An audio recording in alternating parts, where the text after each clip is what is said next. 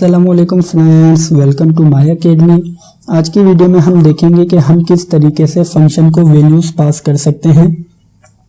Previous video में हमने देखा था कि हम किस तरीके से एक फंक्शन क्रिएट कर सकते हैं और उससे कोई भी स्पेसिफिक टास्क परफॉर्म करवा सकते हैं। तो फ्रेंड्स, आइए आज की वीडियो स्टार्ट करते हैं। वीडियो स्टार्ट करने से पहले अगर आपने अभी तक चैनल को सब्सक्राइब नहीं किया हुआ तो चैनल को सब्सक्राइब कर लीजिए और बेल के आइकन पर लाजमी क्लिक कीजिएगा। तो फ्रेंड्स, आज का टॉपिक स्टार्ट करने से पहले हम एक छोटा सा कॉन्सेप्ट देख लेते हैं स्कोप ऑफ वेरिएबल का। फॉर एग्जांपल, हमने मेन के अंदर दो ब्रैकेट बनाए हैं। अब हम इन ब्रैकेट के अंदर एक वेरिएबल इनिशियलाइज करवाते हैं a और इसमें वैल्यू असाइन करते हैं 10। तो जो वेरिएबल है इसका स्कोप सिर्फ इस दो ब्रैकेट के अंदर ही होगा। इसका मतलब ये है कि हम इस वेरिएबल को इन दो ब्रैकेट के बाहर यूज नहीं कर सकते। फॉर एग्जांपल, हम यहाँ पर ब्रैकेट के बाहर इसे सी आउट करवाते हैं, सी आउट a। जैसे हमने इसे कंपाइल करके रन किया तो हमारे पास यहाँ पर एरर शो रहा है। रीजन क्या है? हमने अभी बात की थी कि इस वेरिएबल का स्कोप सिर्फ इन ब्रैकेट्स के अंदर ही है। अब आइए इसे यहाँ से कट करते हैं और इसे इस ब्रैकेट के अंदर पेस्ट करते हैं। अब इसे कंपाइल करके रन करते हैं। जैसे हमने इसे कंपाइल करके रन किया तो हमारे पास यहाँ पर इस वेरिएबल की वैल्यू प्रिंट हो रही है। तो फ्रेंड्स, इस छोटे से कॉन्सेप्ट को बताने का मकसद ये है कि जब भी हम अपने फंक्शन को कोई भी वैल्यू पास करेंगे तो उसके अंदर हमारे पास ये कॉन्सेप्ट यूज होगा। तो आइए आज का टॉपिक देख लेते हैं। उसके लिए सबसे पहले एक फंक्शन बना लेते हैं। तो सबसे पहले हम टाइप कर लेते हैं वाइड। वाइड क्यों टाइप किया है कि हमारा फंक्शन कोई भी वैल्यू रिटर्न नहीं कर रहा। और इसके बाद हम टाइप करते हैं अपने फंक्शन का नेम डेटा। हमने सिंपल यहाँ पर टाइप किया है डेटा, उसके बाद दो ब्रैकेट टाइप किए हैं और इसके बाद हमने यहाँ पर अपने फंक्शन की बॉडी क्रिएट कर ली है। आइए अब मेन के अंदर दो वेरिएबल ले लेते हैं a और इसको वैल्यू असाइन करते हैं 10। और इसी तरीके से एक वेरिएबल ले लेते हैं b और इसको वैल्यू असाइन करते हैं 20। अब हमें क्या करना है? अब हमें यहाँ पर इन दोनों वेरिएबल्स को पास करना है अपने इस फंक्शन के अंदर। तो फंक्शन में पास करने के लिए सबसे पहले तो हमें यहाँ पर अपने फंक्शन को डिफाइन करना होगा। तो डिफाइन करने के लिए हमारे फंक्शन का नेम है डेटा। तो हमने यहाँ पर सिंपल टाइप किया है डेटा और इसके बाद हमें यहाँ पर सबसे पहले तो वेरिएबल a को पास करके देख लेते हैं।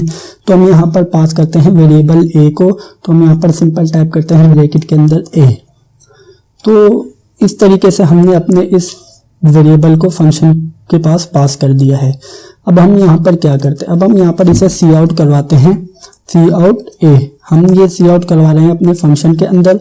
जैसे हम इसे कंपाइल करके रन कर रहे हैं तो हमारे पास यहाँ पर एरर आ रहा है। एरर क्यों आ रहा है? एरर इस वजह से आ रहा है कि हमारे पास इस वेरिएबल a का स्कोप सिर्फ इस मेन के फंक्शन के अंदर है या इन दो ब्रैकेट के अंदर है। तो इसी वजह से हम इसे बाहर यूज नहीं कर सकते। तो इसी वजह से हमें क्या करना पड़ेगा? तो इस वजह से हमें यहाँ पर एक वेरिएबल इनिशियलाइज करवाना पड़ेगा इन ब्रैकेट के अंदर। हम कहते हैं इंट num1। ये num1 क्या करेगा? ये num1 जो हमारे पास a वेरिएबल जो हम पास कर रहे हैं अपने फंक्शन को, इसमें जो भी वैल्यू है वो ले लेगा अपने पास, या कह सकते हैं कि अपने पास स्टोर करवा लेगा। तो अब हम इसे यहाँ पर यूज करते हैं num1 को और चेक करते हैं कि क्या ये a वेरिएबल की वैल्यू को ले रहा है। हमारे पास a वेरिएबल में स्टोर है 10, तो हमारे पास स्क्रीन पे डिस्प्ले होना चाहिए 10। आइए अब इसे कंपाइल करके रन करते हैं। जैसे हमने इसे कंपाइल करके रन किया तो हमारे पास स्क्रीन के ऊपर शो रहा है 10। तो फ्रेंड्स, इस तरीके से हम किसी भी फंक्शन को वैल्यूज असाइन कर सकते हैं। इसी तरीके से एक और वेरिएबल पास कर देते हैं अपने फंक्शन को b। तो यहाँ पर हमने b पास कर तो दिया है, तो इसे लेने वाला भी कोई वेरिएबल होना चाहिए। तो इसके लिए हम यहाँ पर एक और इंटीजर वेरिएबल इनिशियलाइज करवा देते हैं num2। ये num2 क्या करेगा? ये num2 यहाँ पर b वेरिएबल की वैल्यू को अपने अंदर स्टोर करवा लेगा। आइए अब इसे सी आउट करते हैं, सी आउट num2। अब हैंडल टाइप कर लेते हैं। आइए अब इसे कंपाइल करके रन करते हैं। जैसे हमने इसे कंपाइल करके रन किया तो हमारे पास यहाँ पर प्रिंट हो रहा है 20। तो इस तरीके से num2 ने वेरिएबल b की वैल्यू को अपने अंदर स्टोर करवा लिया है। तो फ्रेंड्स, तो आइए समझ लेते हैं कि हमारा कोड किस तरीके से वर्क कर रहा है। तो सबसे पहले हमने यहाँ पर एक मेन का फंक्शन क्रिएट किया है। उसके अंदर दो वेरिएबल इनिशियलाइज करवाए हैं और उसमें वैल्यू स्टोर करवाई है 10 और 20।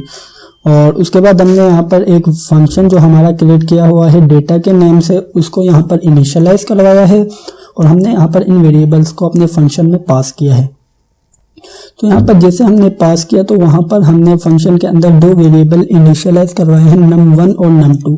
ये क्या करेंगे, जो यहाँ पर a वेरिएबल की वैल्यू होगी वो जाके स्टोर होगी num1 में, और जो b वेरिएबल की वैल्यू होगी वो जाके स्टोर होगी num2 में। तो इस तरीके से यहाँ पर इन दोनों वेरिएबल्स की वैल्यू स्टोर होगी num1 और num2 में। उसके बाद हमने यहाँ पर सिंपल इसे सी आउट करवाया है num1 और num2 को। इसी वजह से हमारे पास स्क्रीन के ऊपर डिस्प्ले हो रहा था 10 और 20। तो फ्रेंड्स इसी तरीके से अब हम यहाँ पर इन वेरिएबल से कोई भी स्पेसिफिक टास्क परफॉर्म करवा सकते हैं। फॉर एग्जांपल हम इन दोनों वेरिएबल्स की वैल्यू को सम करना चाहते हैं, तो हम सिंपल टाइप करेंगे num1 प्लस num2। इससे क्या होगा, इससे ये होगा कि हमारे पास इन दोनों वेरिएबल्स की वैल्यू सम हो जाएंगी। आइए कंपाइल करके जैसे ही हमने इसे रन किया तो हमारे पास यहाँ पर स्क्रीन के ऊपर डिस्प्ले हो रहा है 30। तो फ्रेंड्स इस तरीके से हम जो भी फंक्शन को वैल्यू पास कर रहे हैं उससे कोई भी स्पेसिफिक टास्क परफॉर्म करवा सकते हैं। तो फ्रेंड्स ये थी हमारी आज की वीडियो।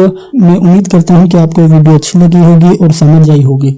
अगर वीडियो अच्छी लगी है तो लाइक लाजमी कीजिएगा, और अगर आपने अभी तक चैनल को सब्सक्राइब नहीं किया हुआ तो सबसे पहले चैनल को सब्सक्राइब कर लीजिए और बेल के आइकन पर लाजमी क्लिक कीजिएगा। Thank you for watching this video friends, bye bye.